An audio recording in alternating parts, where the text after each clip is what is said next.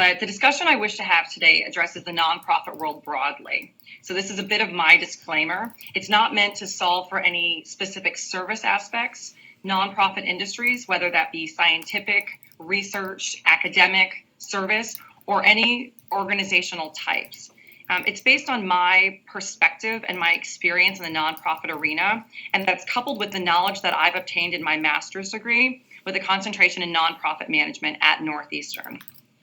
And so as we go through this presentation, I encourage you all to consider this discussion in the context of your career and in the context of your personal goals. And for the topic of today, my goal in this discussion is to inspire and hopefully enlighten you. And so a career in the nonprofit world, as far as I see it, it's an opportunity to engage in creating impact in the world, whether that be on a social, economic, or an environmental change level. And we can do those on either a local, a global, or even, as we've heard, a global scale. And at the same time, it's a curious career path in that it can be challenging to navigate and pursue. However, I believe with a bit of insight and the right commitment, it can be achieved. And so in thinking about the discussion for today, I thought it would be helpful to offer a fuller picture of my own personal story and career adventure that led me into the nonprofit arena. And so here are the discussion points in broad strokes that we're going to talk about. So really what brought me into this conversation with you today really starts with my background in early childhood. And so when I think about what draws a person into the nonprofit arena, I believe there's a personal story that leads to an opening of interest for social impact and change at some level. And I believe whether you're acutely aware of your own experience or not, I would encourage you to listen for it in your own story, as it's a valuable driver through the obstacles and challenges, both in your personal life and in your professional career and commitment.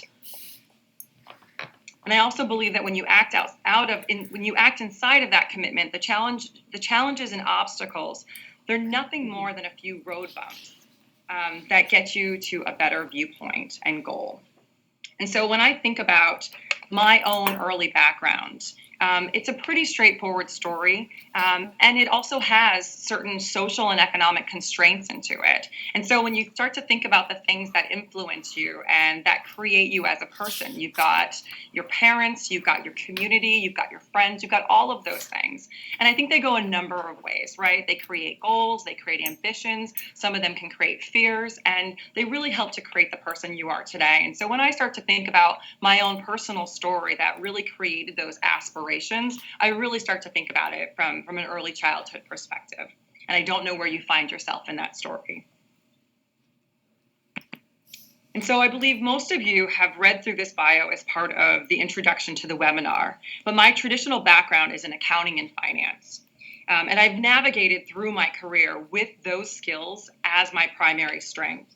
And I continue to leverage in that skill set and in my experience in finance today, even in my current role in global health at the Gates Foundation. And I can come back to my current role a little bit later in the presentation.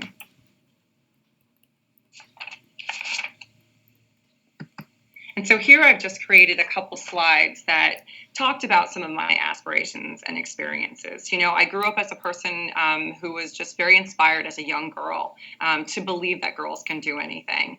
And, you know, with those aspirations and with those beliefs, you know, I set out to divide and conquer. And I was very successful in that, you know, looking to aspire my career in, you know, public accounting, in looking at Big Four experience and looking at private industry work. And so, you know, I kind of have this picture of me going out there and really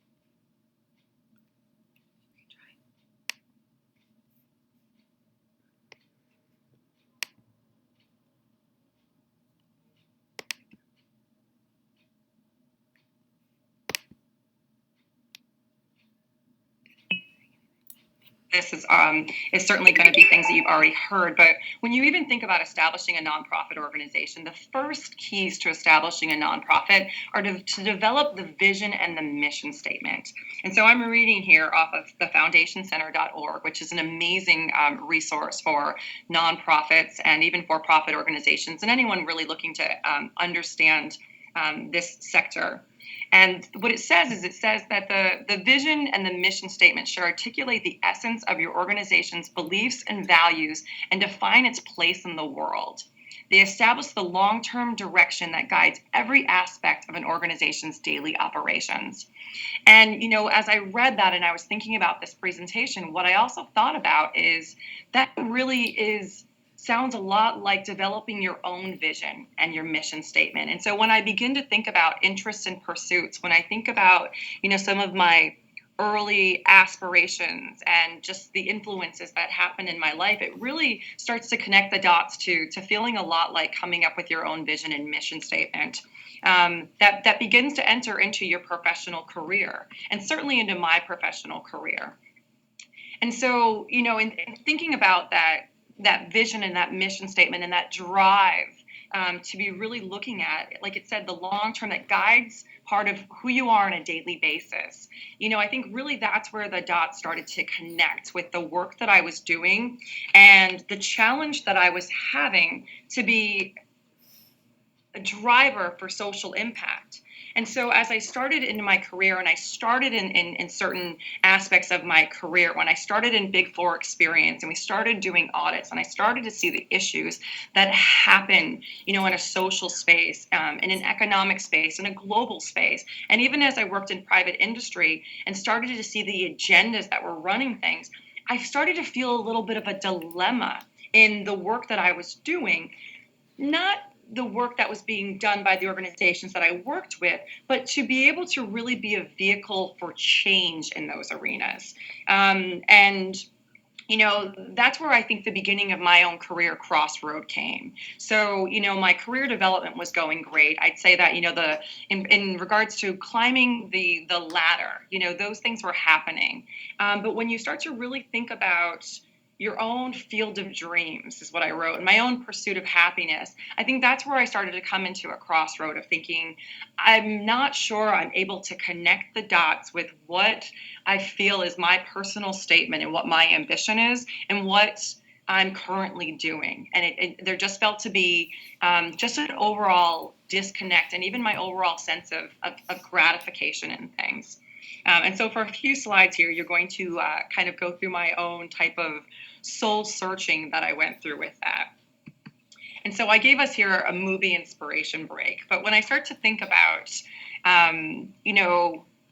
your pursuit of happiness, your pursuit of greatness, the dreams that you have, I don't always think that they connect one for one. They don't seem to be easy, right in front of you, a footpath that's direct and obvious. And so I pulled to these three movies, and I'm imagining that everyone knows what these movies are. This is Pursuit of Happiness. We've got good old Rocky, and we have Field of Dreams. And I just, we start to look at some of these things, and they're real stories. I think the majority of us are drawn by, personal stories and achievements that come out of people really pursuing those things. And so I just offer that again for everyone out there as we start looking at our own career paths and, thinking about the fact that, I've already established myself for 10 years, or I've already got a job that works for me, or that's too much of a lateral deviation from what I'm doing. And all of those things occurred to me. You start thinking about your own financial road and, the dependence in your family and so forth. And so those are all very real conversations. And I just look to you again to pull back to what those inspirations would be and what exactly guides you in regards to your own career ambitions and where you're going with those. Everyone's story is different. And for me, that story really led to, a crossroad in my career. And with that crossroad came a self-assessment to my own happiness factor. And also, I think part of it was, for me, was really seeing opportunities continuing to pop up in front of me that I knew if I had the time and attention and a little bit more resource, that I would be able to be a contribution to those things. The passion was already there.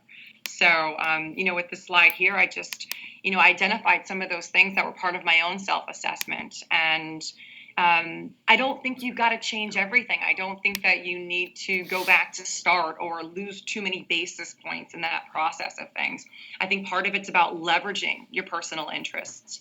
That passion will take you farther than I think you'll ever believe. Leveraging your professional talents. There are many talents that are transferable in different ways through different career paths and so forth. And of course, harnessing the passion inside of all of that.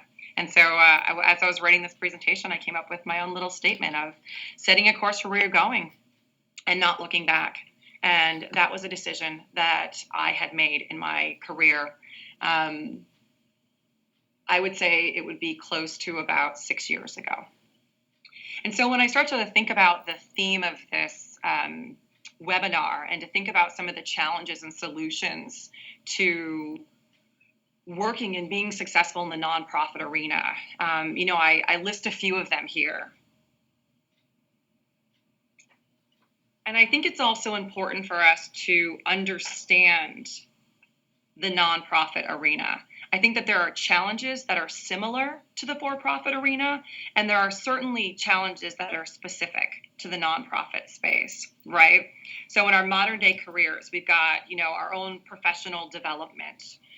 We know nowadays that I think a typical career path with an organization is somewhere around 2 years, that we look to be really bringing in our own professional development. We think about job security and looking at the path that we go to. We look at retirement and really our own career development. And so we can look at those all in a space, whether it be agnostic to nonprofit or the for-profit space.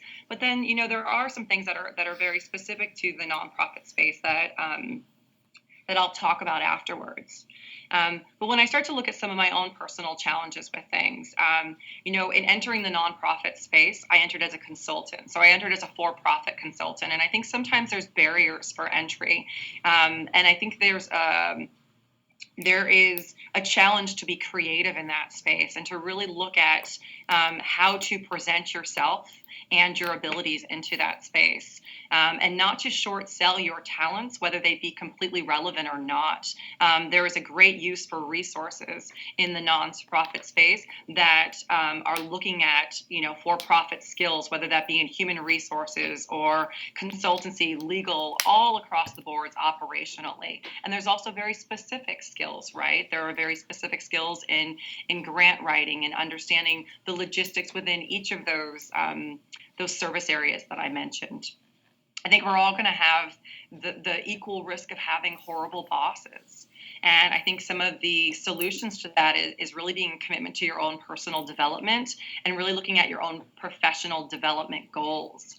As I began to enter into the nonprofit space, and I was really looking to transition from having just a for-profit skill set that really yet didn't have those skills, I began to write it into my own professional development goals, that I wanted to have exposure to these things. And part of, I think, combating perhaps the horrible boss syndrome is having a boss that, regardless of what their deficiencies or strengths would be, their commitment is to develop you as a resource as you've determined that in your development goals. And so I really encourage everyone to get back to the goals that you establish professionally and to drill those down to a level that they can be achieved and leveraged for your own advancement in the nonprofit space. And even if you're currently in the for-profit and looking to develop yourself in that area, I think that there's opportunities to get creative in that.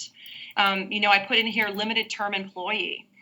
This is a phrase I think that might have come out of the Microsoft business model, but this is also when you're coming in and you're offering, you're offering solutions to consultant work. So you're looking to achieve something in an organization, and those are going to be short-term goals that the organization has. And so there's an opportunity to say, I can come in as a project manager, I can come in with the skills that I have, and I can serve in a limited capacity to get you where you need to be. And then once you get into an organization, you can really leverage on that to be looking at other opportunities in the organization. And so I think you can see the list that's here. When I look at some of these things, I can pretty easily go from having a challenge and an obstacle to a solution and an approach for those things. And I'm imagining all of you can as well, and not really that for that to be our objective in this conversation here. But the two big ones that stand out to me here are really experience and education. And to those, what I'd like to speak to in some of the upcoming slides is, really aligning your experience and your education and your community that you're involved with to get you there. And whether that means getting your master's, which for me was absolutely pivotal to being a solution and an advancement in my career in the nonprofit space, to really opening yourself up to a network of folks that are committed in that area that would give you those opportunities. Behind every conversation that I had that advanced me in this space was a person that heard me, that could hear the commitment and the passion in my communications and in my interests, and then gave me an opportunity in that. And some of these things are going to be on a small scale, and some of them are going to be on a larger scale. Some of these things, like I said, go the distance and, go lateral and so forth. And some of it's just making yourself available. And so this picture that I've put here in the presentation, this is actually me right here in the corner over here. And this is me at a volunteer fair for our organization. I love volunteering for different activities. I'm a huge bike rider. I got involved with Fred Hutch, which is a huge scientific research organization that's also a local partner with the Gates Foundation. And I wound up with myself as a presentation on stage. Here's Bill and Melinda and our co-chairs here. And you just never know what that moment's going to be that starts to get you attention and that gets you recognized for who you are. And this wasn't exactly a game changer, but it kind of was for me. There's a moment where you might think of, I'm just this or I'm just that, or where you think about your impact being a very small impact. No way.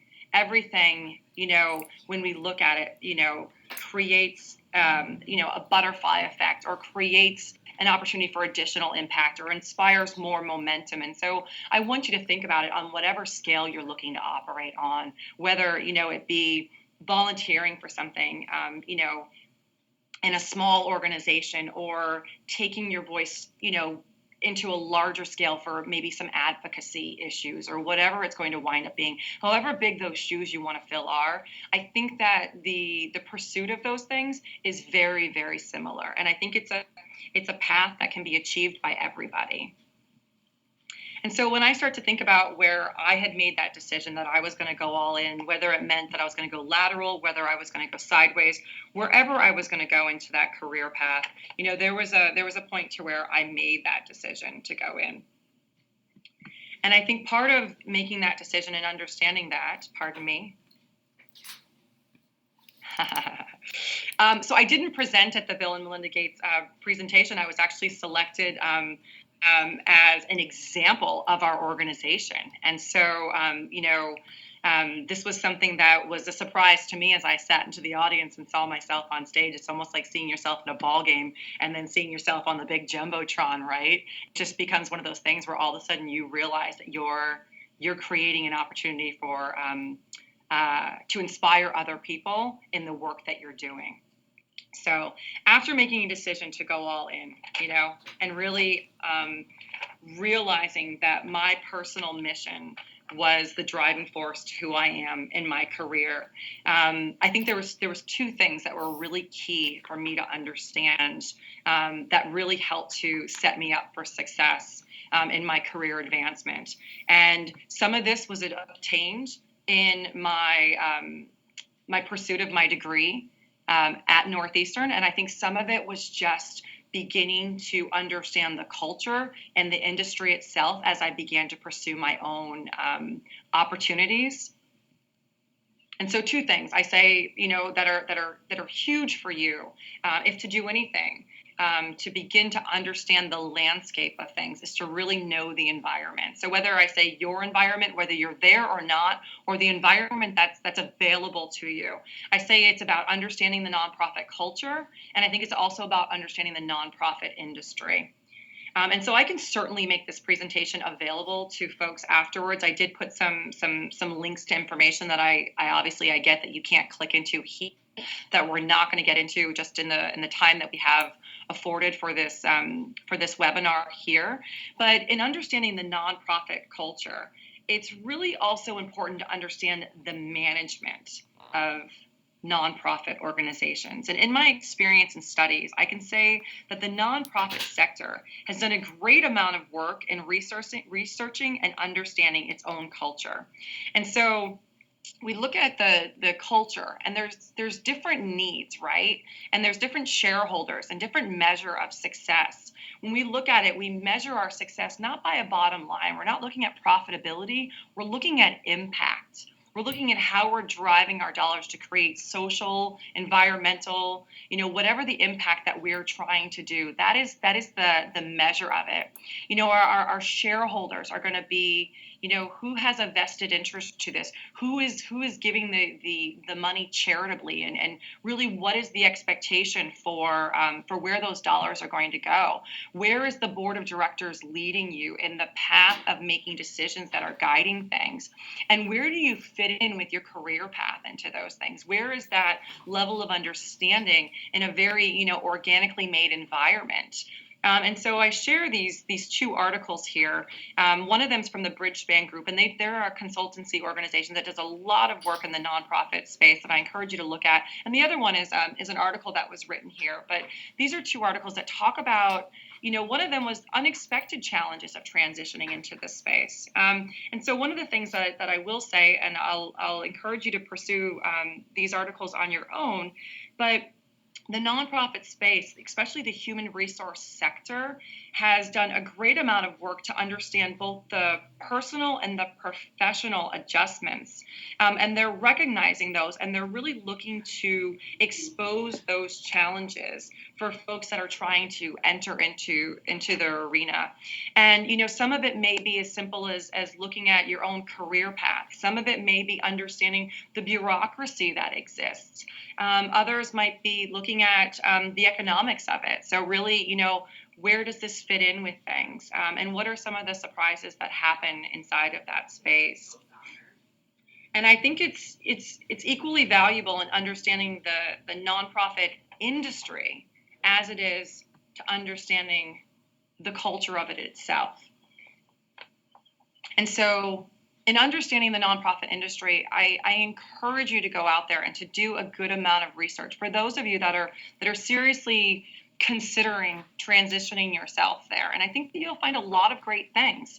You will find information that talks about, and you can see here I've created a little snippet here that I actually took from this 2015 Nonprofit Employment Practices Survey that's created by this nonprofit HR industry that starts to talk about the trends that are happening in the nonprofit sector. And they're saying that it's growing. It's turning into the third largest employer in the U.S. They're talking about the greatest growth in direct services. And so where do you fit inside of all of that? Where do you fit in your skill set? Where do you feel that you may have convertible skills, or where you're looking to enter into a specific part of that industry? And you're looking, as it relates to perhaps even for-profit organizations that work with nonprofits, and really starting to connect the dots on all of those things. But there's current trends that are out there. There's areas for growth. There's a great amount of progress that's been done in the space of nonprofits to be able to, I think, also combat some of the obstacles that I spoke to before about the culture. And so it's not on this slide here, but I've written myself a note, and this was certainly something that I looked at in my my classwork in nonprofit management at Northeastern. But one of the things that is a huge buzzword nowadays in the nonprofit world is something that's called strategic human resource management. And then I think that this is really being looked at to be a fundamental resource and solution to, I think, some of the challenges that had just come out of the career path in nonprofit management, where it might have looked at how do you begin to scale through the organization, and how can human resources as a team that maybe in a for-profit world was just hiring and recruiting talent to really be making sure that the professional and career development process was supporting and putting the right folks into an organization.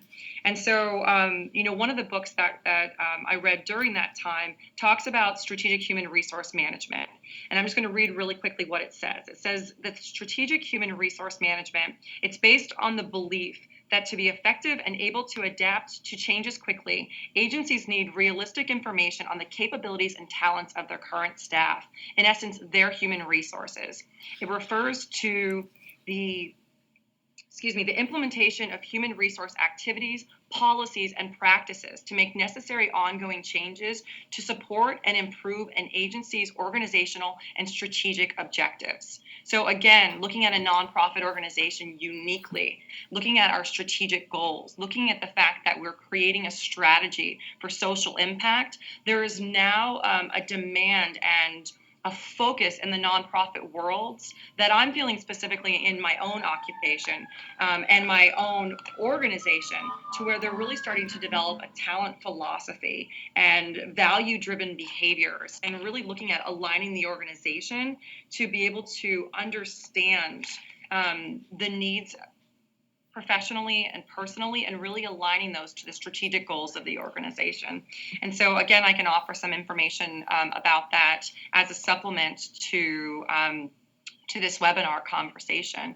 But understanding all of that starts to kind of, I think, give you an idea of where do you fit in? Where is there an opportunity for entry? Where would you find to have your own personal barrier for entry? Where do you feel it still needs to kind of be a little bit more equitable for you? And I think that there's a number of ways for you to value and assess that for yourself.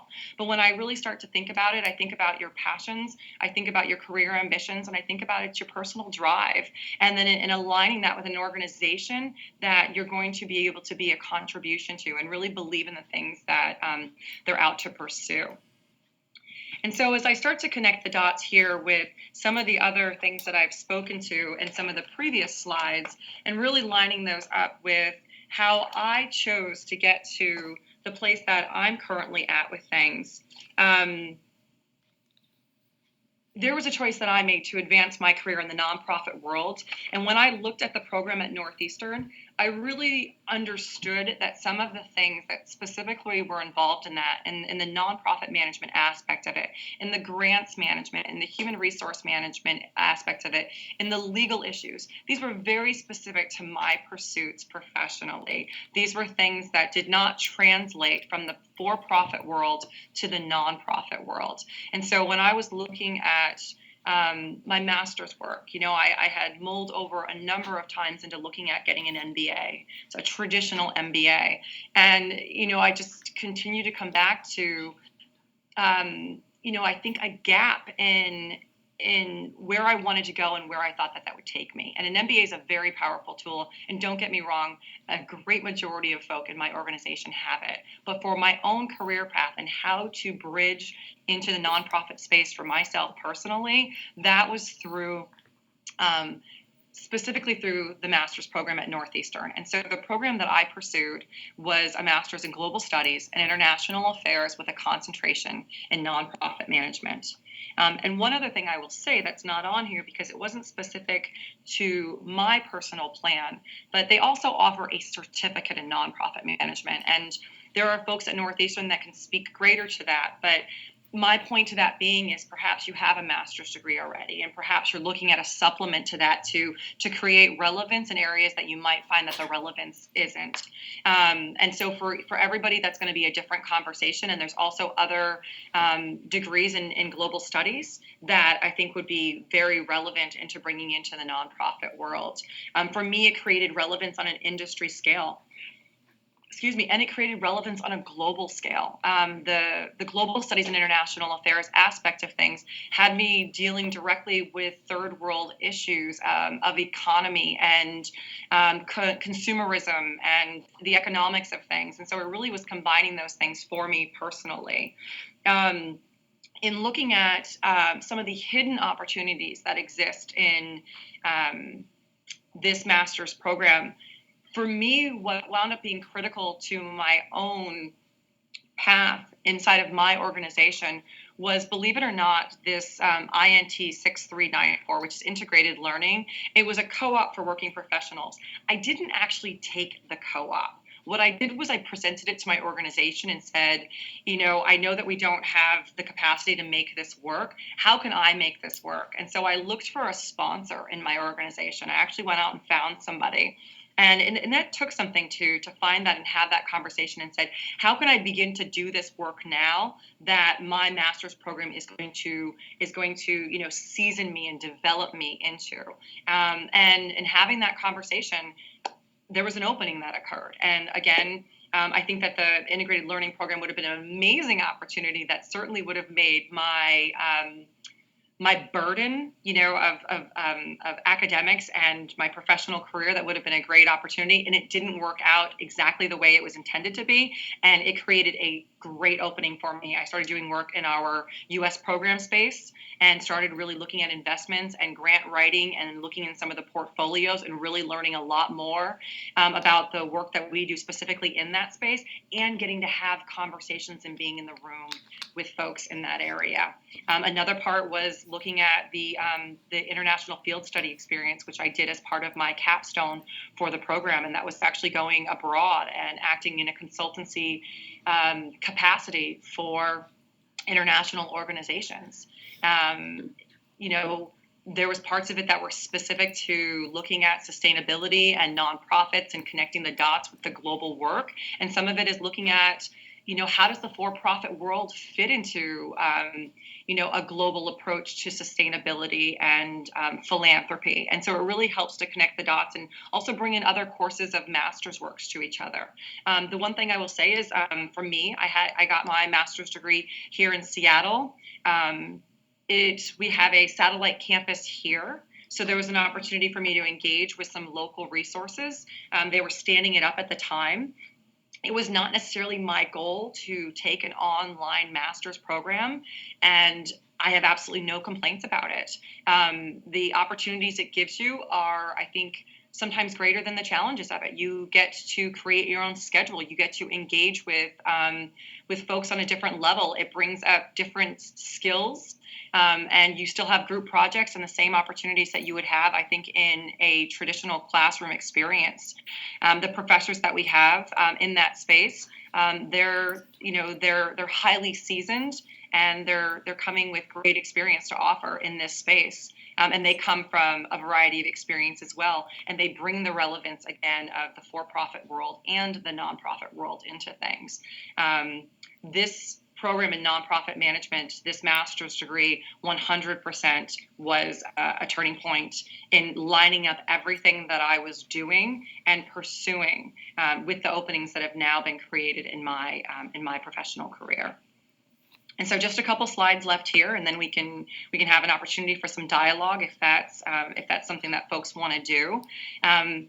This is really the journey. I think this is the path to take. I think these are the pieces to be considered, to be looking at. And so going back with some of the things that I had represented on some previous slides, it's about leveraging your personal interests, your professional talents. Inside of your professional talents comes your network, and then harnessing your passions, because you're going to have to go the distance with those, right?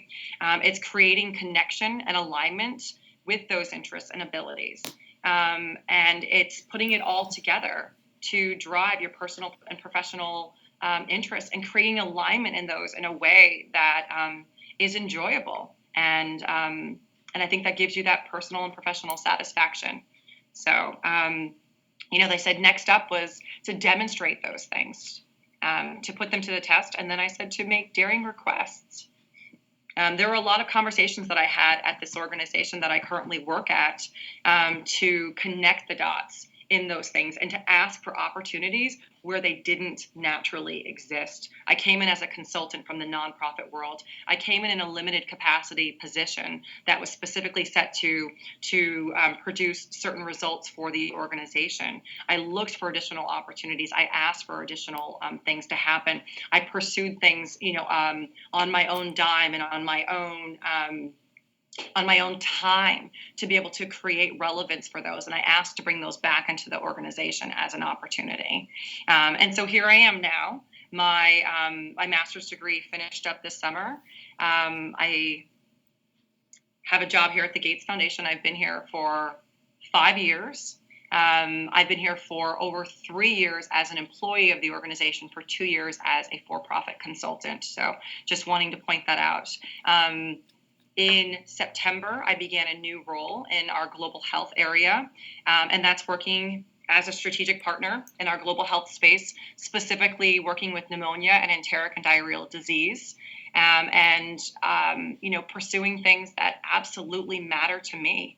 The partners that I'm working with, these are partners that I was exposed to, that I've always looked at as organizations that are just key to, global change. These are the big players and things. And I'm beginning to have a chance to sit at the table and have conversations, to be able to look at creative ways of continuing and broadening those things, of building into the goals and the strategies that our organization has.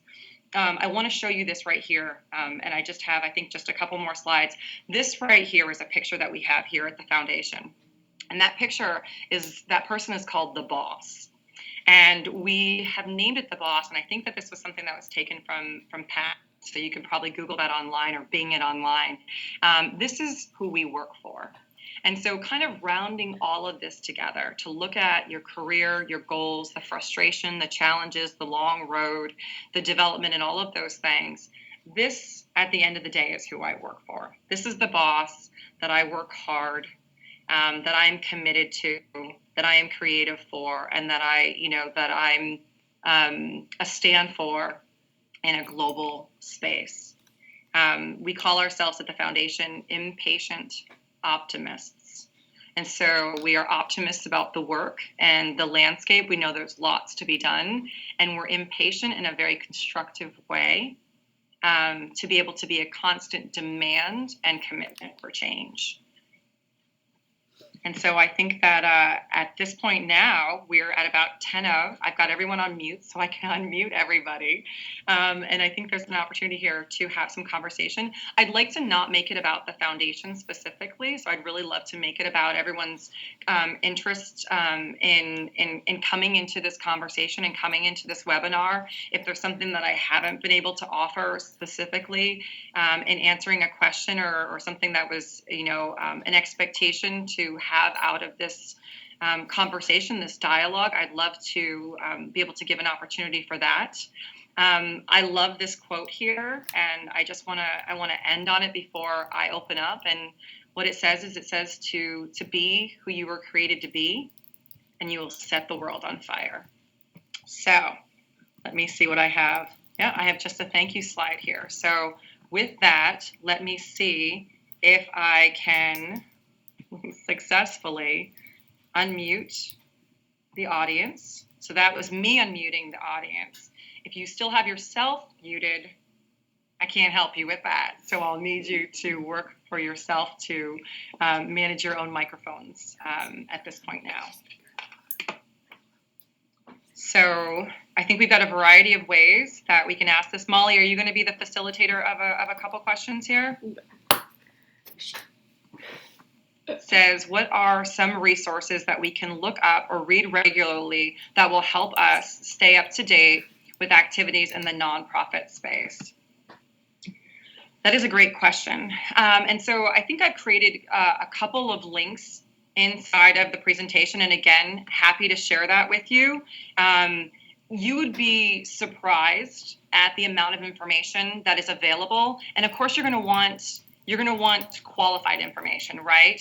To understand, I think just understanding resources about nonprofit, there are places that you're going to want to go to that are going to be somewhat bulletproof to being opinion sourced, right? And so I would say look to GuideStar, look to other things. There's also some great information, and even things like the Huffington Post, that if I open this hyperlink here, you can see that what they try to do is source a whole great deal of information from other topics that talk about the nonprofit space. And so I get a number of these as feeds.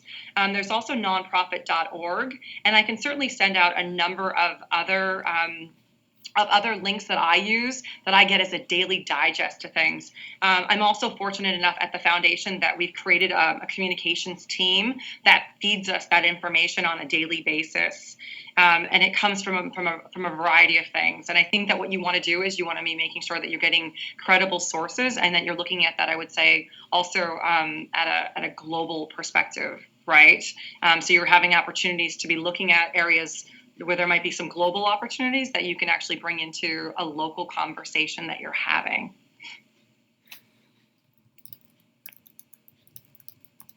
And again, happy to send out some favorites that I have.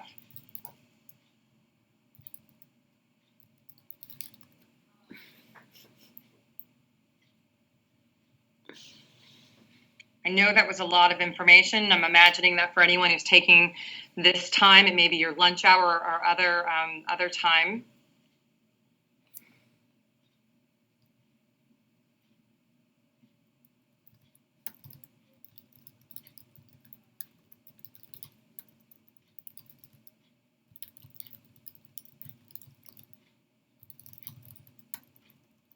All right. Looks like we have a few people typing. Let's see if we have a question here, and if not, maybe I'll give you a couple minutes back if you are taking a break between things. All right. So what I'm going to do is I can make the presentation available, Molly, to you, and then if you want to find a way to share that with folks, you're welcome to do that. This was information I pulled together. Like I said, there are some resources in there that I think you'll find helpful, and if there's anything else that we can think about, Molly, I can certainly you can be, if you don't mind, being a vehicle to me. Exactly. So Molly can offer her information, and certainly I would be happy to answer any follow-up questions that folks may have afterwards. Great. Well, it was my pleasure and my honor to speak to everyone. I hope you found something for yourself in the conversation, whether it was something small or something big. This is a very personal journey for me, and I'm very happy to share it with you all.